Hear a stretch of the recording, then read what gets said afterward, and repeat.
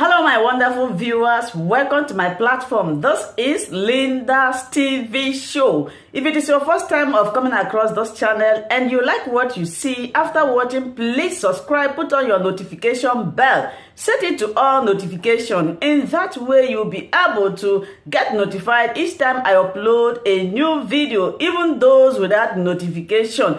Here we react to all forms of videos, international and local. Every Saturday by 2 p.m. we have our interaction section. You are free to call in to air your opinion about the happenings in our society. Invite your friends, share my videos with your families and colleagues. Do not keep this information to yourself. Myself, I will be sitting down here to watch this video together with you from the beginning to the end. Then we'll go to the comment section and leave our comment, our opinion about the video we watch. 2023 election. Let me first of all start by apologizing to you. I will do a lot of videos. As I see issues, I will talk on them. So please, in advance, no vex. If you see my videos, if they are becoming too much, don't be angry. But we just have like 8 months to election. And I promise you, after the election, I will take a little bit of break from any video or anything. So hold me to my words.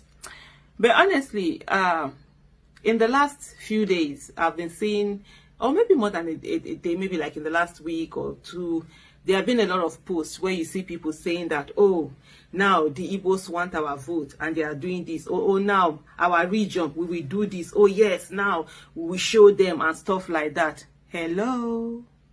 A vote for Peter Obi is not for a vote for Igbo people. You understand? So all of this, yes, now we will show them. And then some people saying that, oh, by February, we will shock them. You're already in shock. Who are you shocking? When you're voting for Peter Obi, it's not about saying, oh, it's about Igbo people. No, this is not about Igbo people or Christian or a male or whatever. It's about competence, character and capacity. And that's all the focus should be all about. Nothing more, nothing else. And if you think that you're coming out to say that, oh, Igbo people this, Igbo people that, and you want to cut your nose to spite your face, I hope I got that right. Well, the joke is on you. Because I want us all to understand, in this Nigeria, if there's any region or any group of people, let me not use region now, if there's any group of people that can withstand whatever hardship Nigeria has to give more than any group, I think it's the Igbo people. I might be wrong, but that's my opinion. They have a lot going for them. It's should I say one of the most economically empowered group of people in terms of diversity. Know that, oh, the richest man might not be from there, the richest man in Africa might not be from there and all of that, but it's the kind of people that, you know, in terms of economic advancement on a whole, they have it a lot. In terms of the economy of the nation, they have it a lot.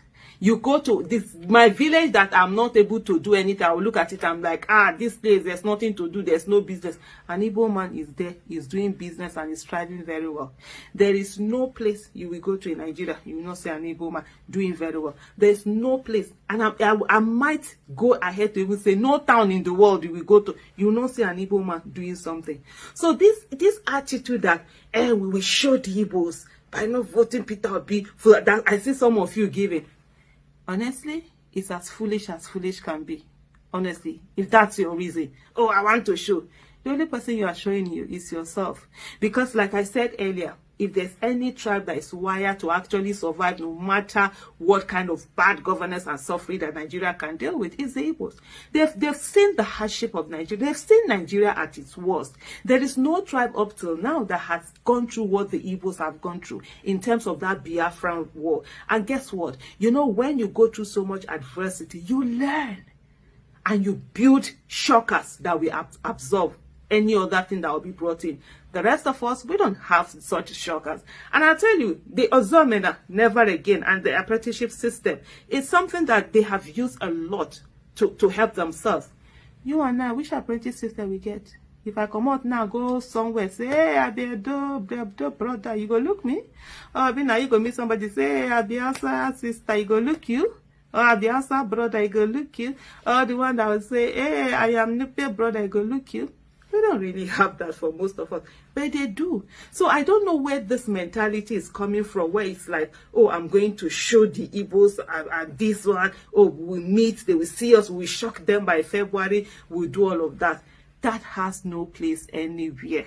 So the earlier you sit down and look at your region that right now is being ravaged, right now it's in soup, right now that people are in poverty, right now that people are suffering, because the suffering is the same everywhere, right? Some people are able to have more shock absorber to absorb it than others. So the earlier you focus and vote based on the suffering that you're seeing, based on the poverty you're seeing in wherever it is that you are, that will help more than this arrogance, this sense of entitlement and arrogance that is not going to carry anybody anywhere. And I think every one of us, we need to understand that this is a fight.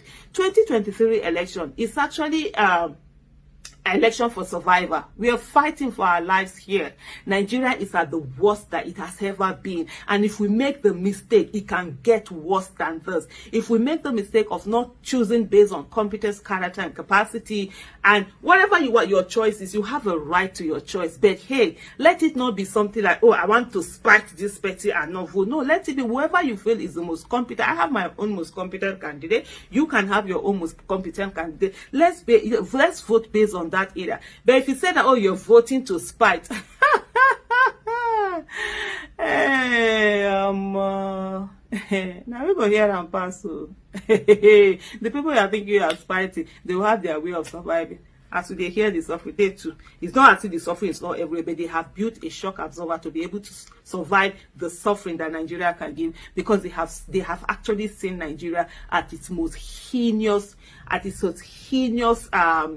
capacity and unleashing everything. I mean, having seen people, you just imagine someone's everything being taken away from the person, and they just give you 20 pounds, and you have to build up from there. And over half a century, they've built themselves back. So they have a resilience that the rest of us don't have. I just want to let you know that when you're thinking of Peter Obi, you're not thinking Igbo. This is not about Igbo or Christianity or whatever.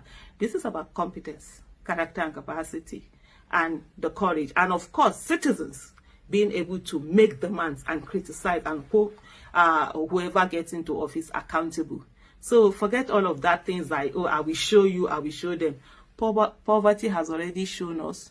Insecurity has already shown us. The terrorists are showing us already. So the thing that we need to do is to come together and choose the person that can really do the job, not the person that we feel that, oh, let's show other person. If you know what I mean, Sha. Well done. Examination by the panel went all over the country. You were one of its leading lights. You went all over the country at the time. And you produced a report. And I remember one of the previous occasions when I spoke to you, I asked the question, what happened to the Oputa panel report? Because a lot of motion went on, but at the end of the day, very little action did we see at the end of the day. As someone who was involved and knew what was produced, did you think that our lack of action on that document, on that process, as a country and as a society, was also a seminal moment in the decision as to whether we were going forward or we were going backwards? Nigerians very foolishly, let me say, think that things self-activate or self-propel themselves. There has to be what you call a primary mover. That is, what moves, how did you get here? You had to have set out from your house to start a journey. You got into a car, you got into a plane, and so on. So, and I hear Nigerians saying rather foolishly, this election that is coming, we must get it right. I say, what do you mean getting it right? Okay, yeah, we must make sure we vote for the right candidate. Is there anything like the right candidate? Is there anything like a right woman to marry or a right husband to marry? Many of these things come as a result of a lot of work. Nigerians think that if we get it right, we've elected. So what do you mean by getting it right? Is it that we had elections, no violence, nothing? Well, the Germans got it right when Hitler became chancellor. They got it right. So, and there is no correlation between electoral outcomes and the things that follow. So when we finished Oputa panel, it had all the ingredients that scholars and activists needed to begin a little bit of robust conversation. But let me tell you, when I finished, I was to go to NIPS. And then again, my friend, Dr. Fahmy, we were just chatting. And he said to me, he said, so now you're finished your put-up panel, what next? I said, no, I've just gotten a chance. I'm going to go to NIPS. Because when I went to President Obasanjo, I said, look, I want to go to NIPS. No, I called General Garba, who was in China, was a good friend of mine. He said, no, I'm not the one responsible for recruitment. It's the president. So I went to President Obasanjo. He said, you want to go to NIPS? I said, yeah. To do what? I said, no, to pursue the president. No. If you want me to give you the center to run, I'll give you, but you can't go there as a student. I said, no, I want to go there as a student. He said, no. Then finally he said, okay, under the vice president. So I went to Elijah Atiku. He said that he was very excited, very delighted. And the Atiku process made them take me. But in between this, I met Dr. Fahmy. I happened to be in London also. We cut off. He said, what about it? I said very proudly, I'm going to go to NIPS. He said, NIPS? I said, yes. He said, what are you going to do in NIPS? Come to Oxford. Come and take a fellowship in Oxford. I said, I don't know anybody in Oxford. I hope blessed memories in Oxford. But how do you... So much, my wonderful viewers, for watching this video together with me from the beginning to the end. Like I said before, if you like what you see here, if you like what I do in this platform, as you have finished watching this video, please hit that red button that says subscribe and put on your notification bell to all notification. In that way, you'll be able to know when I upload a new video. Share my videos, leave your comments in the comment section constructively. Until I meet your way again in my next video, I still remain your Linda's TV show. Bye-bye.